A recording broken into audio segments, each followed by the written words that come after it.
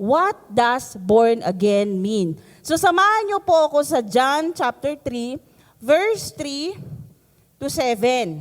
NIV version po. Jesus replied, "Very truly I tell you, no one can see the kingdom of God unless they are born again." How come, verse 4, how come can someone be born when they are old? Tanong ni Nicodemus. Paano nga daw ba may papanganak ang isang tao kung matanda na siya? Siyempre, pinapanganak nga naman kung literal, no? Niliteral po ni Nicodemus Nicodemus asked, "Surely they cannot enter a second time into their mother's womb to be born." Jesus answered, verse 5, "Very truly I tell you, no one can enter the kingdom of God unless they are born of water and the Spirit." Verse 7, "You should not be surprised at my saying, you must be born again." So, kagaya ng nabanggit ko kanina, marami po ang nililiteral ang word na born again. At marami pong nadideceive na akala nila, born again is a religion. Pero wala pong binanggit sa Biblia that born again is a religion. Amen. Jesus said that the only way to be saved is to be born again. Ang linaw. The only way to be saved is to be born again. What does this mean? The new birth is not any of the following, like baptism, church, membership, partaking of communion, reforming one's life, prayer or good works. The new birth is a change of heart. Ang pagiging born again ay pagbabago ng puso. The new birth is a change of heart. God give us the new birth when we turn to Him with remorse. Yung word po na remorse, ibig sabihin po niyan yung deep na pagsisisi o pagtalikod sa kasalanan. For our sinful life and repent. God sees when we are ready to the new birth. We will know when we are born again.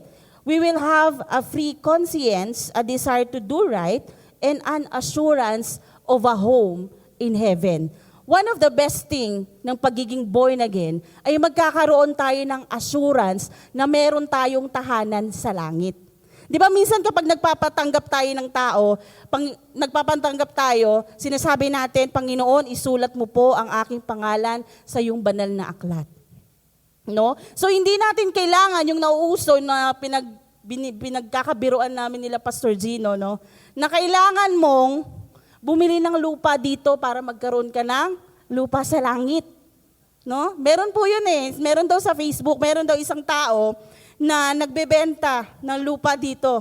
Matinding realtor yun. Biruin mo, binibenta niya lupa sa langit. So, what is being born again? Number 1, is it being baptized? No. Why? It is not baptism. For some were baptized and yet not born again.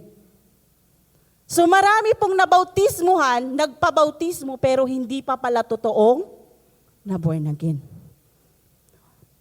Samahan niyo po ako sa Acts 8, chapter 18 to 25.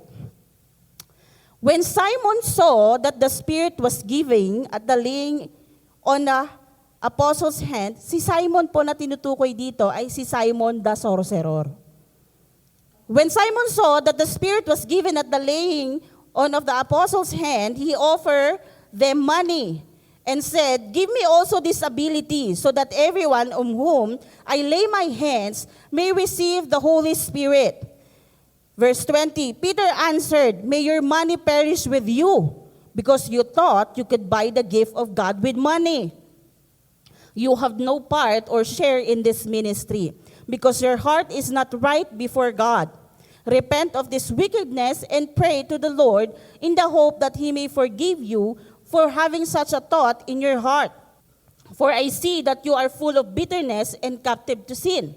Then Simon answered, "Pray to the Lord for me, so that nothing you have said may happen to me." after they had heard proclaim the word of the Lord and testified about Jesus, Peter and John returned to Jerusalem, preaching the gospel in many Samaritan villages. Bibigyan ko po kayo ng medyo malalim na pagkaunawa sa verse na ito sa Book of Acts chapter 8. Basahin po natin wala po dyan, pero simulan po natin sa verse 13. Simon himself believed and was baptized. So si Simon po, kung babasahin niyo po yung Book of Acts, si Simon isa sa mga sorcerer. Gumagawa po siya ng mga kababalaghan, no, nung hindi pa siya follower. So dito sa verse 13, nung dumating po kasi si Philip, one of the apostles, disciple ni Jesus, pinakilala niya si Jesus, no? So Simon himself believed and was baptized, and he followed Philip everywhere, astonished by the great signs and miracles he saw. Madalas po, ang isang tao, akala nila born again na sila dahil nabaptize na sila. Isa sa dahilan bakit nagpapabaptize ang isang tao, ang isang Kristiyano, dahil namamangha siya sa mga miracle na nakikita niya. So pwedeng marahil na merong iilan sa atin na ganito ang ating pag-iisip. No? Na kailangan, pag-baptize ka na, born again ka na. Verse 14, when the apostle in Jerusalem heard that Samaria had accepted the word of God, they sent Peter and John to Samaria. Pinadala si Peter and si John. When they arrived, they pray for the new believers there that they may receive the Holy Spirit. Kasi anong sabi ni Lord? Dapat we were baptized by water and the Spirit. So pwede pong kahit anong sa dalawa ang mauna. Ako personally, I was baptized first in the water. Lately na lang po ako nabaptize ng Holy Spirit. No? So pwedeng yung iba nabaptize muna ng Spirit bago nabaptize ng water. So hindi po sila pwedeng magkalayo. Dapat, kailangan, kapag nabaptize ka ng water, nabaptize ka rin ng Spirit. Amen? Because the Holy Spirit had not yet come on any of them. They had simply been baptized in the name of the Lord Jesus. Then Peter and John placed their hands on them and they received the Holy Spirit. When Simon saw that the Spirit was given, ayun po yung binasa natin kanina, nung nakita ni Simon yung ginawa ni Peter na binabautismuhan sila sa tubig, sa Spirit, gusto na rin niya na magkaroon ng gano'n. Akala niya na kapangyarihan lang yon na pwede niya ring matanggap. Amen po? So, baptism, is it being baptized? Hindi lang po pagiging baptized ang isang paraan para matawag ka na born again. Number 2, is it by attending the church? Pag nagsisimba ba ang isang Kristiyano, ang isang tao, isang mananampalataya, does it mean that he or she is born again? The answer is no. For many I say unto you, you will seek to enter in and shall not be able. Luke 13:24. Work hard to enter the narrow door to God's kingdom, for many will try to enter but will fall. Ibig sabihin lang yan, hanggat nandito tayo sa mundong ito, nagkakasala pa rin ng isang tao. So, hindi porket nagsisimba tayo, kahit araw-arawin mo pa ang pagsisimba, matatawag ka na born again. Because being born again, no, is what? Mamaya po, papalalimin pa natin. Number 3. Is it by doing good works? No. For many I say unto you, you will seek to enter. Sorry. Nalito ako. Number 2, is it by attending church? Doon pala yun sa good works. No? So number 2, is it not by joining the church, for some sleep unaware? Dito po yan sa Galatians 2, chapter 4. Even that question came up only because of some so-called believers, their false one, who were secretly brought in, they sneak in to spy on us and take away the freedom we have in Christ Jesus. They wanted to enslave us and force us to follow their Jewish regulations. So marami pong nagsisimba pero nagpapanggap lang pong Kristiyano. Nagpapanggap lang po silang mananampalataya, kagaya nung nila Paul.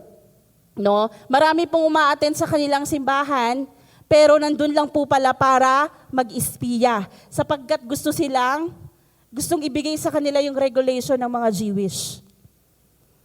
So nabanggit po ni Paul doon na marami pong umaattend ng church, pero hindi naman talaga sila totoong Kristiyano o tunay na mananampalataya ng Panginoon. So yung number 3 po, yung kanina binanggit ko, yun po yung sa Luke 13:24, is it by doing good works? Ang pagiging born again po ba ay paggawa lang ng mabuti? Kapag ikaw ba isang mabuting tao, born again ka na? Kapain mo ngayon katabi mo, mabuting tao ba yan? Ang pagiging mabuting tao ay resulta lamang ng isang tunay na Kristiyano. Pero hindi ang paggawa ng mabuti ang magiging paraan para ikaw ay matawag na born again. Number 4, is it by praying? No, for Jesus says, "These people draw at night unto me with their mouth, and they honor at me with their lips, but their heart is far from me." Matthew 15 verse 18. Sa Tagalog po, ngunit ang lumalabas sa bibig ay nagmumula sa puso ng tao at ito ang nagpaparumi sa kanya sa paningin ng Diyos. So hindi lang po, ang isang taong nakatanggap sa Panginoon bilang kanyang Diyos at tagapagligtas, nagiging prayerful. Pero marami pa rin pong nananalangin na hindi naman totoo ang kanilang pananalangin. Wala sa kanilang puso. Walang pagbabago sa kanilang puso. Kasi kung ano ang laman ng ating mga puso, yun ang lumalabas sa ating mga labi. So whatever comes from your mouth, ibig sabihin niya ng laman ng puso mo. So kung masama ang lumalabas sa bibig mo, ibig sabihin masama din ang laman ng puso mo. So makikita po sa lumalabas sa ating mga bibig. So ang isang tao, madidistinguish mo ang isang Kristiyano na tunay na born again sa kanyang pananalita. Hindi lang para matawag na prayerful ang isang tao, born again siya. No. Anong sabi ng Panginoon?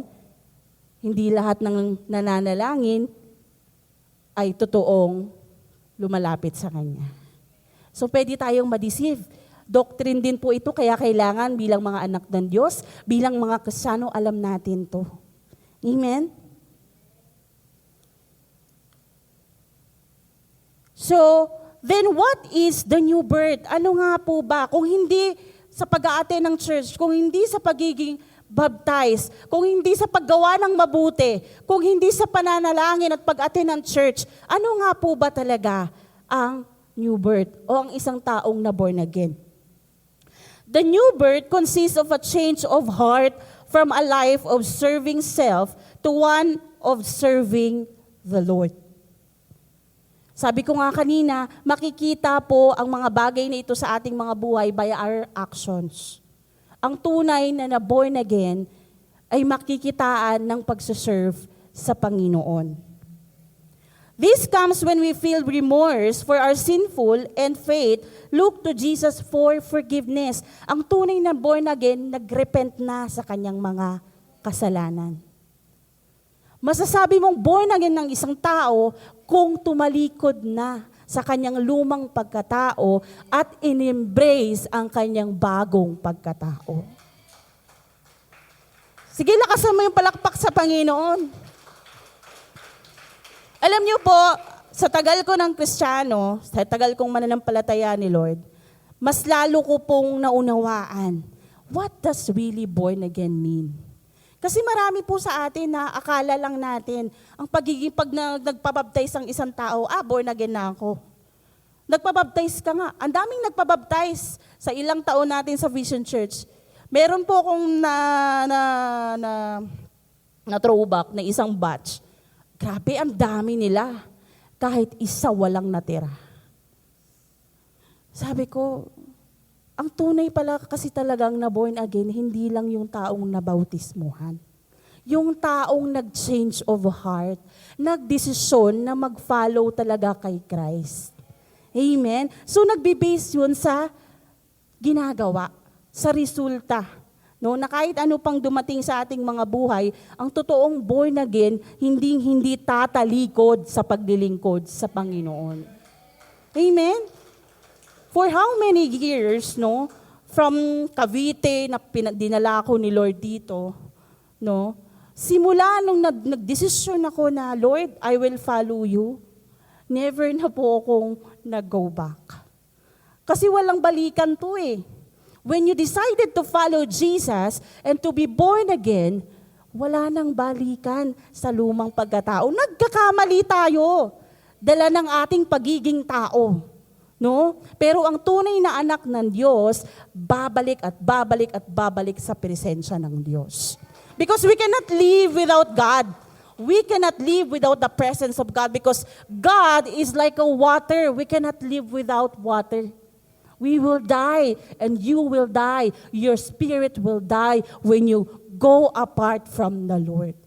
So always stay in the presence of the Lord. No? Ang tunay na born again, nananatili. Amen? This comes when we feel remorse. No? When a child is born, a new life comes forth, a new person in the flesh. So likewise, when we are born again, a new life in Christ, Jesus after the Spirit comes forth. Therefore, it is called a birth, a new life in Christ Jesus. So when may I expect to be born again? Kailan ba natin i-expect ang pagiging born again? The scripture says, Hebrews 3 verse 7, today, if ye will hear this voice. That means at any age, any time, or place. If you hear the call and respond, you can be born again by the Spirit. So, kapag narinig mo na ang boses ng Diyos at tinawag ka niya, na anak, tanggapin mo ko bilang yung Diyos at tagapagligtas. At kapag nanampalataya ka sa Kanya, naniwala ka, tinanggap mo siya bilang yung Diyos at tagapagligtas, at handa ka ng talikuran ang iyong lumang pagkatao, ang iyong mga kasalanan, at manatili na sa Panginoon, you will be called born again. Amen? So ang tunay na born again, yung tunay na tumalikod sa kanyang mga kasalanan, yung mayroong deep remorse, yung may repentance, nagre-repent sa Panginoon. And finally, how may I know that I am born again? Paano ba natin malalaman na tayo talaga ay isa ng born again? Paul in Romans 8 verse 1 to 10 teaches, now if any man have not the Spirit of Christ, he is none of his. The Bible teaches that the laws are dead in sin, condemned and have an evil conscience. They are carnally minded, without hope, disobedience, and without God in the world. But a born-again Christian is a child of God. Child of God ka ba? Sapagkat anong sabi, ang sino mang tumanggap bilang kay Lord, bilang Diyos at tagapagligtas ay binibigyan niya ng karapatang maging anak niya. John 1:12. He is also spiritually minded, filled with the Holy Ghost and faith, pananampalataya, and has a hope of everlasting life. His sins are blotted out by the blood of Jesus. His heart is filled with love and the peace of God which passes understanding. He loves, desires, and has the power to do the Lord's will. Ang tunay na born again, merong willpower, may love sa kaluluwa, may desire to follow Jesus. At gusto na sumunod sa kanyang will. He cherishes a hope beyond the grave and the promise of a home in heaven. Napakaganda po ng promise of a home in heaven. May pangako ang Diyos na meron tayong tahanan na dadatnan sa langit when we accept Jesus Christ. Kaya ang tunay na born again, kagaya ng sinabi ko kanina, hindi na babalik. Hindi na babalik sa lumang pagkatao. Wala namang doon ang pangako ng Diyos nandito. Nasa pagsunod ng kanyang will, ang pangako ng Diyos na heaven, na everlasting life. So why go back kapag na-fall? Bakit tayo babalik doon kapag nadapa ka, nagkasala ka, nagkamali ka? Marami sa mga disciples ni Jesus ang nagkamali, nadapa, pero ni-restore ni Lord. Ang tunay na born again, nagpaparestore sa Panginoon. Ang tunay na born again, nagpapaayos ng puso sa Diyos. Na kahit ano pang kanyang pagdaanan, ano pang sitwasyon ng kanyang buhay, sa anumang pagkakataon, babalik at babalik palagi sa presensya ng Diyos. Again, we cannot live without God. He is the only way to heaven. Jesus is the only way to heaven. Amen? We need to be born again. Not just by sa salita, but by the Spirit, no? By actions. We must be born again. Kapatid, kailangan nakikita ang pagiging tunay na born again sa ating mga pagkatao. Iwasan na natin yung mga masasamang salita sa ating mga labi. Ipakita natin ang pagmamahal sa kapwa, lalong-lalo na sa mga taong hindi pa nakakakilala sa ating Diyos. Be a witness. As a born again, you must be a witness of Christ. You must share the good news of His love and mercy. Amen? Pwede po bang tumayo tayong lahat? Hallelujah. Napakaiksi, masyadong gasgas ang salitang born again. Pero ngayon lang natin, tunay na naunawaan, what does really born again mean? Being born again is not just being baptized. Being born again is not just by attending church. So hindi porket nagsisimba ka, consistent ka sa pag-church, matatawag ka na born again. Pero one of the good thing, if totoo kang born again at nag-a-attend ka palagi ng church, nakikipag-fellowship ka palagi, hindi yung spy ka lang pala dito, yung tingin ka lang tingin kung sinong magkakamali. Amen? Ang tunay na born again, nakafocus kay Lord, kay Jesus nakatingin, hindi kay katabi. Hindi sa buhay ng iba, sa buhay mo at sa buhay ni Lord. Amen? Kung paano natin susundin si Lord. Yung Christ-likeness. Ang tunay na born again, mayroong Christ-likeness. Amen? Is it by doing good works? Sapat na ba ang paggawa ng mabuti para matawag ang isang Kristiyano na born again? No. We need Jesus. Is it by praying? Of course, bilang isang Kristiyano, bilang isang mananampalataya ng Diyos, we need to pray. We need to connect to the Lord, and by praying, we can connect to God. But it is not an assurance that you are born again. Being born again is a change of heart. And let's pray to the Lord right now that God will continue to fill the Spirit in our heart. And let's decide to change our heart. Kung sa tingin mo, hindi ka pa born again, tanggapin natin ulit si Lord. Talikuran natin ang ating lumang pagkatao. At i-embrace natin ng bagong pusong ipinagkaloob sa ating ng Diyos. It is a gift from God. Kahit gaano pa karami ang pera ng isang tao, hindi niya mabibili ang kaligtasan. Hindi niya mabibili ang gift of salvation. Yung pagmamahal ng Diyos, walang makakapantay. So we are nothing without God.